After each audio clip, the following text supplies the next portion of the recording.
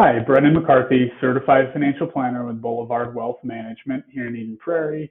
I wanted to record this video to talk a little bit about what's going on in the markets right now. So, if you're paying any attention to the stock market or economy as a whole, you're probably very acutely aware that your portfolio value has been dropping since the beginning of the year.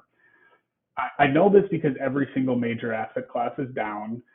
They've all behaved similarly, and it's why I'm calling it the correlation of everything. Unfortunately, in this case, the correlation of everything is not good. Like I said, everything's down.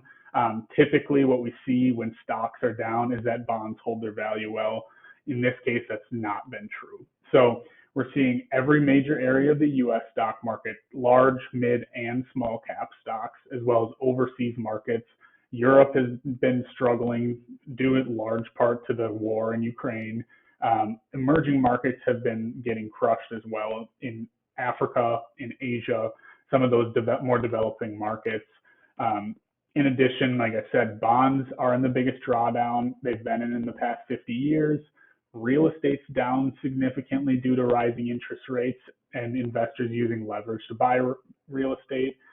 Even cryptocurrency markets are down in this year since the beginning of this year. So in addition to all of those indexes being down, they're all in a correction or bear territory, so down 10 or even 20% respectively. Mortgage rates are now approaching 6%. It's getting a lot more expensive to buy a home. And inflation is at the highest it's been since 1981, and our last print was at 8.5%.